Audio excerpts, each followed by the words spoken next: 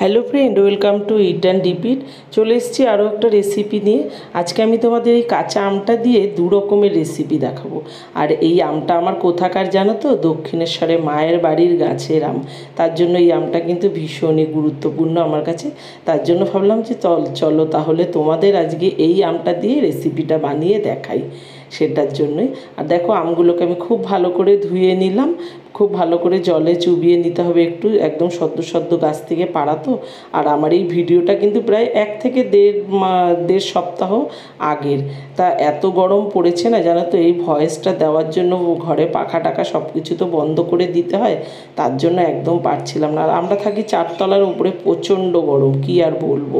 তা দেখো, আমগুলোকে সব কটা ছুলে নিয়েছি। এবার আমি আমগুলোকে কেটে নেব। কাটতে গিয়ে দেখি ভেতরের দানাটা কিন্তু একদমই শক্ত হয়নি।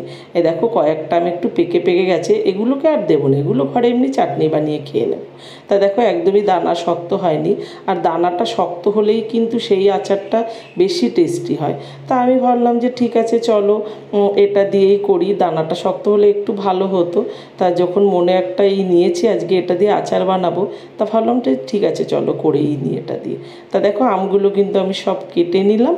তারপরে এটাকে আমি দেখো একটু গরম, মানে একটা বাটিতে জল বসিয়ে দিয়েছি। দিয়ে দিলাম 1/2 চামচি মতন একটু নুন। তারপরে এই আমগুলোকে দিয়ে দিচ্ছি। একদমই মানে একটু একবার ফুটলেই কিন্তু নামিয়ে নেব, খুব বেশি সেদ্ধ করব না। পরিমাণ মতন জল দিয়ে আমি সেদ্ধ করে নিলাম। আর এই জলটা যে আম সেদ্ধ করার যে জলটা, সেটা দিয়ে আমি কিন্তু জ্যামটা বানাবো। তা পুরো ভিডিওটা দেখো, আশা করি তোমাদের ভালো লাগবে।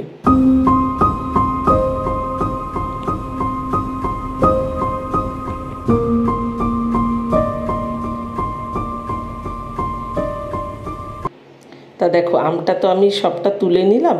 এবার দেখতেই পেলে শুধু জলটাই আছে। তা ওই কিছুটা আমের পাল্প এর মধ্যে থাকে, তা আমি তার জন্য একটু ছেঁকে নিচ্ছি। এই জলটা দিয়েই কিন্তু আমি জ্যাম বানাবো। কোনো জেলিটিন বা কোনো আগার আগার পাউডার আমি কিছুই দেব না। দেখবে কত সুন্দর একটা জ্যাম তৈরি হয়ে যায়। তাই এইটুকু আম দিয়েই কিন্তু। আর আসলে এইটা আমার এক বান্ধবী দিয়ে গেছে। ওর বর আসলে পুলিশের চাকরি করে তো। তা ও দক্ষিণেশ্বর থেকে, দক্ষিণেশ্বরে ওর বরের পোস্টিং, সেখান থেকে আমটা এনেছে, তা আমাকে দিয়ে গেছে। তা এখানে দেখো, আমি জ্যামটা বানানোর জন্য 150 গ্রাম মতন চিনি দিয়ে দিলাম এই বাটির মাপে। আর এই বাটির মাপেই 1 বাটি আমি ওই আম সেদ্ধ করার জলটা কিন্তু আমি এর মধ্যে দিয়ে দেবো।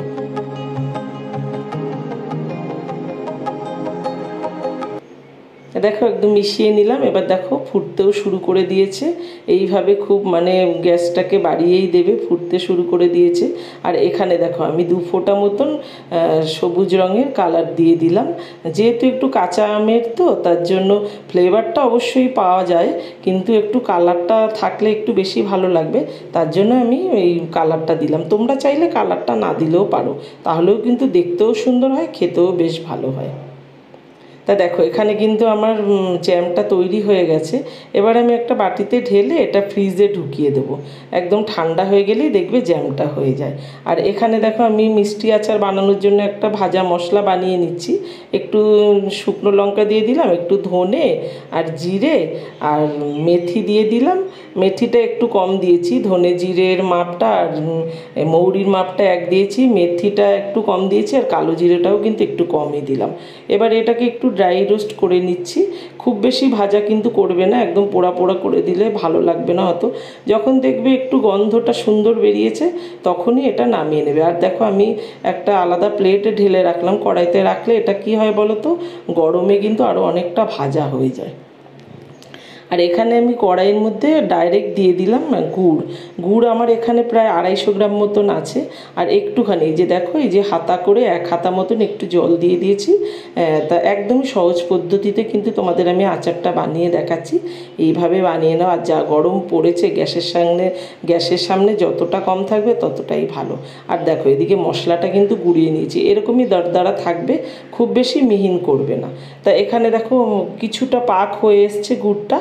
তারপরে আমি এখানে মশলা কিছুটা দিয়ে দেবো। পুরো মশলাটা কিন্তু এখন দেব না, এখন একটুখানি দিলাম, আবার নামানোর সময় কিছুটা দেব। তা এইভাবেই আমি করে নিচ্ছি। এইভাবে মিষ্টি আচার বাড়িতে বানাও। আর এই গরমে তো এগুলোই একটু মুখে ভালো লাগে না, আচার বা কিছু এগুলোই মুখে ভালো লাগে, আর কিছু ভালো লাগে না। যা গরম পড়েছে, সবাই তো এই গরম ভোগ করছো, মানে কি আর বলবো। আর দেখো আমগুলো কিন্তু খুব বেশি সেদ্ধ আমি করতে দিইনি, মানে একটা ফুট দিয়েই নামিয়েছি, আর অনেকটা সেদ্ধ গেছে, ওই যে দানাটা যে শক্ত হয়নি। আর তার জন্য আর আমি এখানে দেখো একটু রেড চিলি, মানে ওই কাশ্মীরি রেড চিলি পাউডার দিয়ে দিলাম একটু কালারটা সুন্দর হওয়ার জন্য। আর দেখো, আর এখানে কিন্তু নুনটা কিন্তু আমি দিলাম, এটা কিন্তু বিট নুন। বিট নুনটা দিলেই কিন্তু আচারের টেস্টটা খুব ভালো আসে। তা বিট নুনটা দিয়ে দিলাম। আর দেখো আস্তে আস্তে গ্যাসটা কিন্তু একটু মিডিয়ামে রেখে এটাকে বানাতে হবে। আর দেখো একদম মোরব্বা টাইপের হয়ে গেছে, খুব সুন্দর হয়। এইভাবে আচারটা বানিয়ে নেবে। আর আটিটা মানে আমের বীজটা যদি একটু শক্ত হয় তাহলে কিন্তু আচারটা আরও ভালো লাগে, খেতেও বেশ ভালো লাগে, বেশ আমটাকে টেনে টেনে খেতে দারুণ লাগে, তাই না বন্ধুরা? তা দেখো এই যে হয়ে গেল আমটা, আচারটা কিন্তু আমার রেডি হয়ে গেছে। এবার আমি সবশেষে দেখো এই মশলাটাও এবার দিয়ে দিলাম। এবার আমি চলো নামিয়ে নিই।